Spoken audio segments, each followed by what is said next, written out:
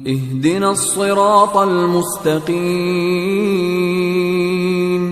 الحمد للہ رب العالمین والصلاة والسلام علی رسولہ الکریم، اما بعد۔ شیخ، آج کی مجلس میں حجر اسود کی کیا تاریخ ہے، اس کی کیا فضیلت ہے، اس سلسلے میں جو ہے تفصیل بتائیے۔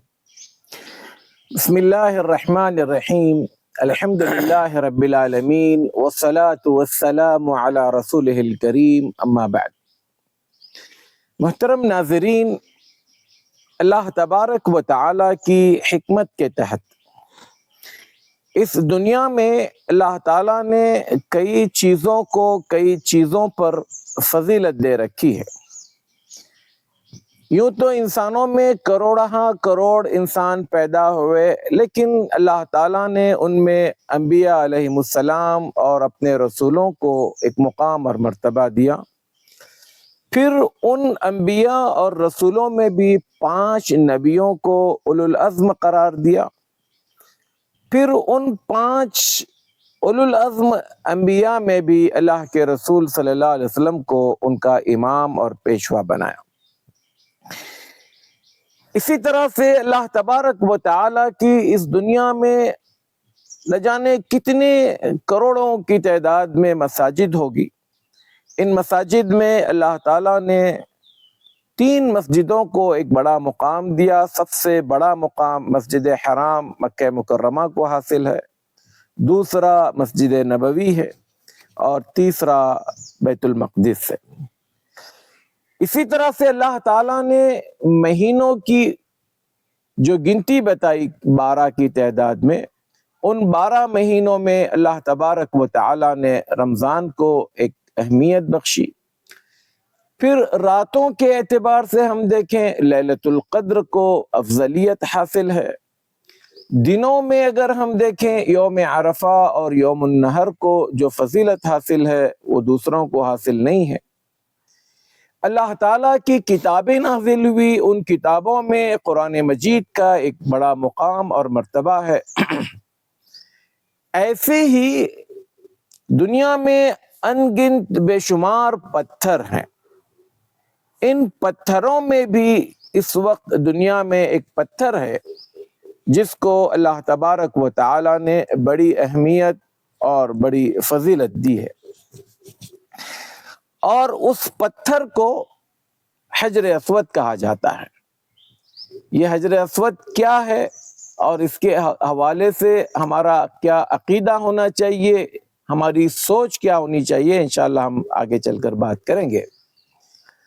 کہنے کو تو حجر اسود ایک پتھر ہے، اور اس کی دنیا میں آنے کی وجہ یہ ہے، معماران کعبہ خلیل اللہ ابراہیم علیہ السلام اور ان کے فرزند اسماعیل علیہ السلام جب کعبۃ اللہ کی تعمیر کر رہے تھے، تو تعمیر کرتے ہوئے جب معاملہ ختم پر پہنچا تو ابراہیم علیہ السلام نے اپنے فرزند اسماعیل سے کہا کہ بیٹے، اب اس کارنر پر لگانے کے لیے مجھے ایک الگ قسم کا پتھر چاہیے، کیونکہ ابراہیم علیہ السلام کو پتا تھا کہ یہ کعبۃ اللہ آگے چل کر لوگوں کے طواف کرنے کا اور اللہ کی عبادت کرنے کی جگہ بننے والی ہے، لہذا جب طواف کیا جائے گا تو اس کی کوئی جگہ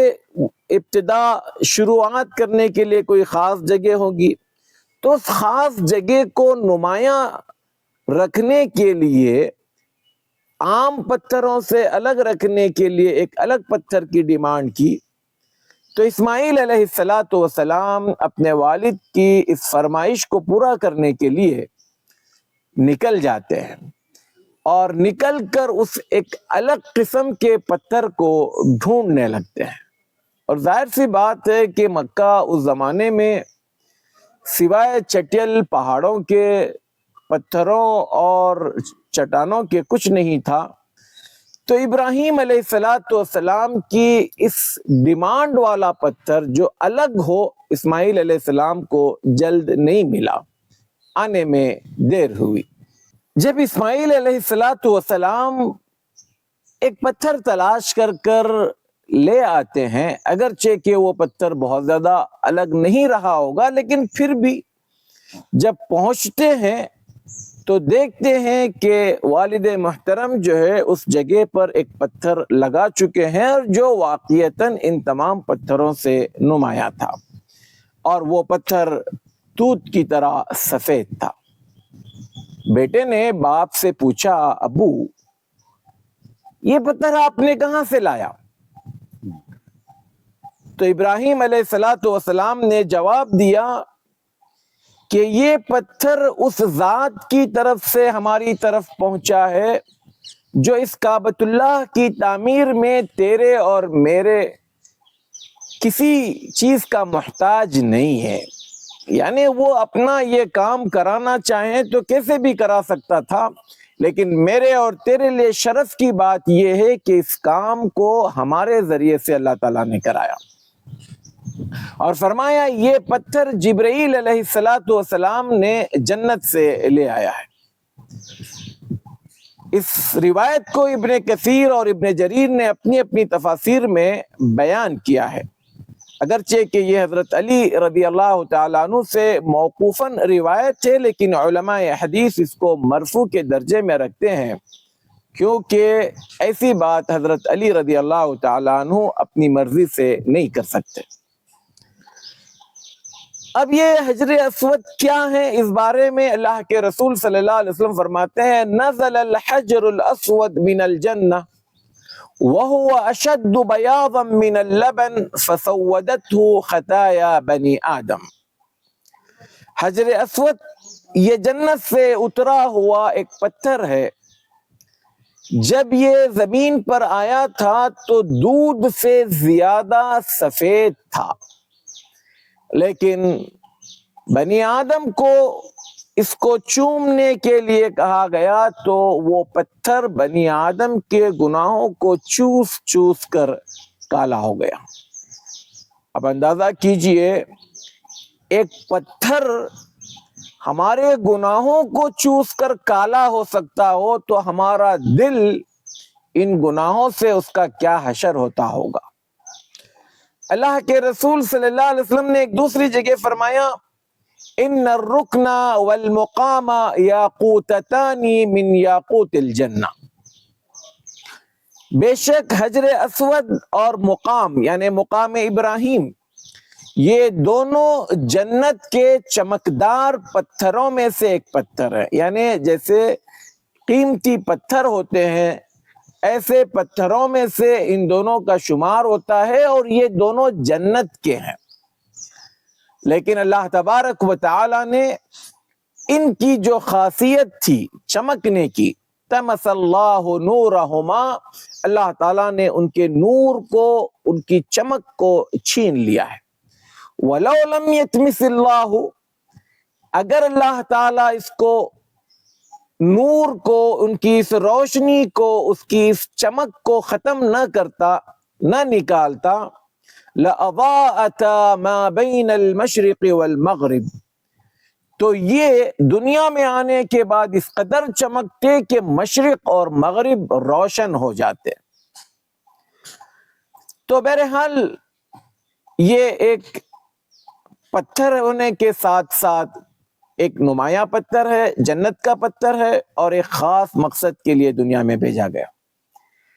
اسی پتھر کے حوالے سے اللہ کے رسول صلی اللہ علیہ وسلم فرماتے ہیں، لَيَبْعَثَنَّ اللَّهُ الْحَجَرَ يَوْمَ الْقِيَامَةِ، اللہ تبارک و تعالی قیامت کے دن اس پتھر کو لائے گا، وَلَهُ عَيْنَانِ يُبْصِرُ بِهِمَا، اس پتھر کی دو آنکھیں ہوں گی جس سے وہ دیکھ رہا ہوگا، وَلِسَانٌ يَنْطِقُ بِهِ، اور اس پتھر کی ایک زبان ہوگی جس سے وہ بات کرے گا، يَشْهَدُ عَلَى مَنْ اسْتَلَمَهُ بِحَقٍ، اور یہ حجر اسود ہر اس انسان کے حق میں گواہی دے گا جس نے حق کے ساتھ اس کو چوما ہوگا یا چھوا ہوگا۔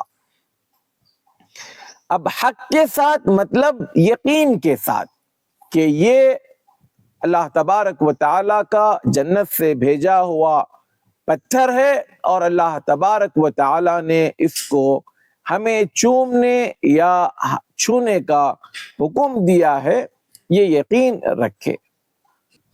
تو یہ حجر اسود اللہ تبارک و تعالیٰ نے جنت سے بھیجا، ابراہیم علیہ السلام نے اس کو کعبۃ اللہ کے ایک رکن میں لگایا تاکہ یہاں سے طواف شروع ہو اور یہاں پر طواف ختم ہو۔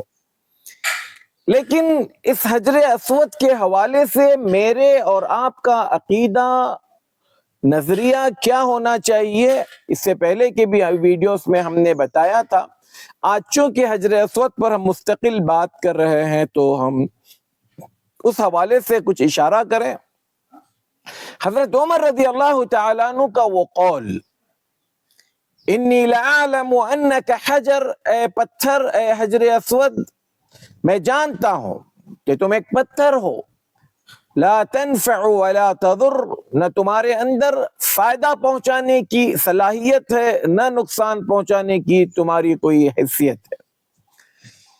میں نے اللہ کے رسول صلی اللہ علیہ وسلم کو تمہیں چومتے ہوئے دیکھا، اس لیے میں چوم رہا ہوں۔ اگر یہ نہ ہوتا، اللہ کے رسول صلی اللہ علیہ وسلم سے یہ چیز ثابت نہ ہوتی تو میں تمہیں کبھی نہ چومتا۔ تو اس میں یہ بات واضح ہو جاتی ہے کہ حجر اسود کو اللہ تعالیٰ نے اس کے اندر جتنی تاثیر رکھی ہے اتنی ہی تاثیر اس کے اندر ہے۔ باقی وہ پتھر جنت سے لایا گیا، اس لیے میں اور آپ اس کے بارے میں کچھ غلط عقیدہ رکھیں یا اس کے اندر کوئی کمال سمجھیں یا اس کے بارے میں یہ تصور کریں کہ وہ ہمیں فائدہ اور نقصان پہنچا سکتا ہے، تو یہ بات غلط ہے۔ لہٰذا ہم سنت سمجھ کر اس کا استعلام کریں، اس کو بوسہ لیں جو کچھ وہاں پر میسر ہے۔ اچھا، حجر اسود کے بارے میں کچھ حدیثیں من گھڑت بھی بازار میں چل پڑی ہیں۔ ان میں سے ایک حدیث یہ بیان کی جاتی ہے جو کہ موضوع ہے، الحجر یمین اللہ فی الارض یصافح بها عبادہ، کہ حجر اسود دنیا میں اللہ کا ہاتھ ہے اور اس میں بھی سیدھا ہاتھ۔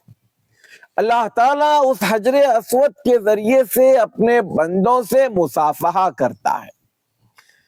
یا پھر ایک اور بھی موضوع من گھڑت حدیث ہے جس میں یہ بات بتائی گئی، الحجر یمین اللہ، حجر اسود اللہ کا ہاتھ ہے، فمن مسحہ فقد بایع اللہ، جس نے اس کو چھوا تو اس نے گویا اللہ تبارک و تعالی سے بیعت کی، اللہ یعصیہ، کہ وہ اس کی نافرمانی نہیں کرے گا۔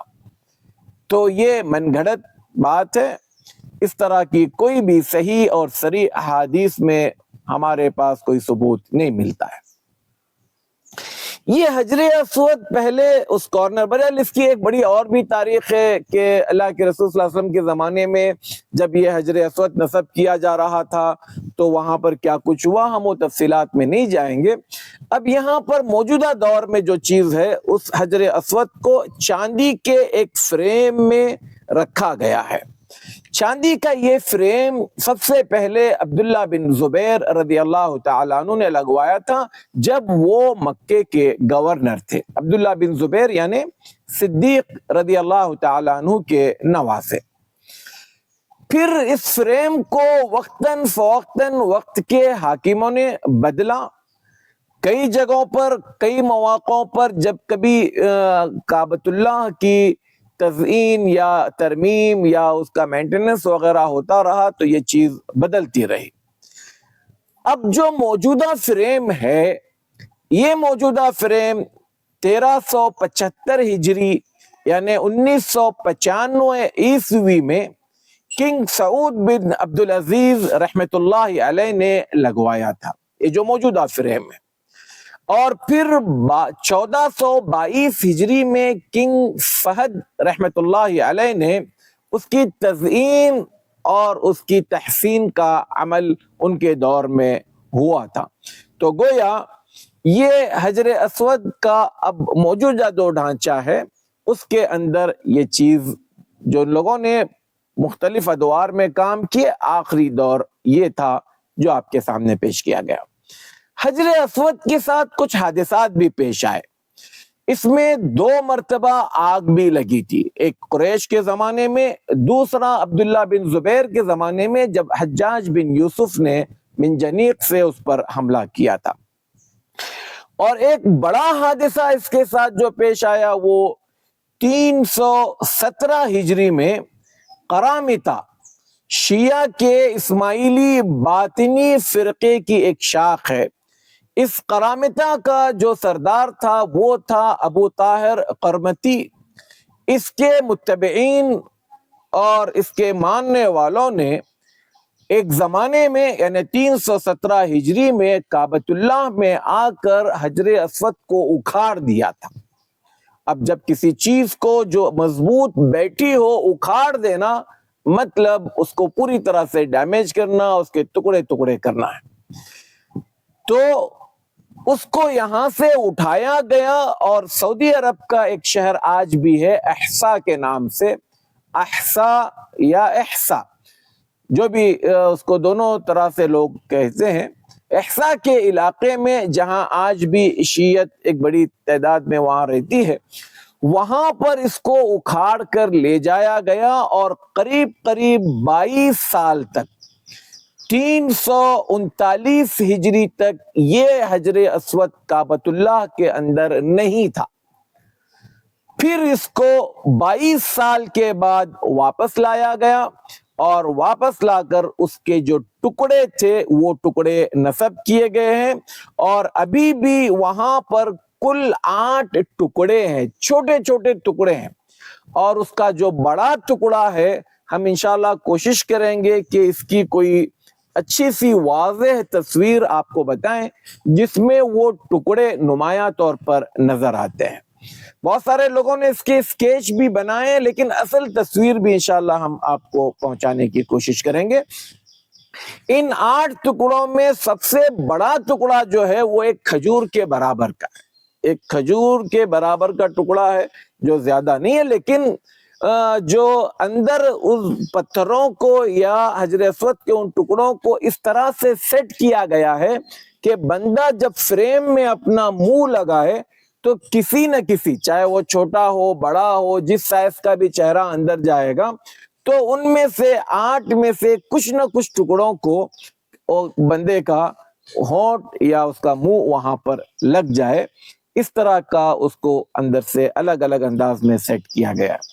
تو یہ حجر اسود ہے جس کی تاریخ مختصر انداز میں ہم نے آپ کے سامنے رکھی، اور یہ حجر اسود الحمدللہ آج میرے اور آپ کے لیے ایک بڑا ذریعہ ہے۔ اگر ہم آسانی کے ساتھ وہاں پر جا کر اس کو چوم سکتے ہو یا چھو سکتے ہو کہ وہ کل قیامت میں ہمارے حق میں گواہی دے، ہمارے حق میں اللہ تبارک و تعالی سے سفارش کرے، یہ بہت بڑی بات ہے۔ لیکن اس کے لیے ہم نے ایک پہلے بھی ویڈیو میں بات بتائی تھی کہ دوسروں کو تکلیف دیے بغیر منظم انداز میں ترتیب سے آپ آ کر اگر حجر اسود کو بوسہ دیتے ہیں تو یقیناً یہ کار خیر ہے، بہت بڑا کام ہے۔ اللہ تعالی ہمیں توفیق دے کہ ہم اس انداز میں حجر اسود کو بوسہ لے سکیں جس سے ہمارے لیے اجر کا ثواب بنے اور دوسروں کے لیے تکلیف کا سبب نہ بنے۔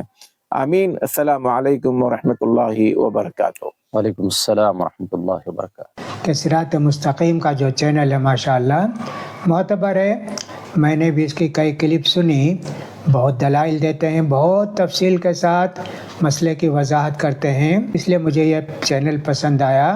میں آپ سے بھی ریکمینڈ کروں گا، سفارش کروں گا کہ آپ بھی اس چینل سے فائدہ اٹھائیے۔ اللہ تعالیٰ آپ کو جزائے خیر دے۔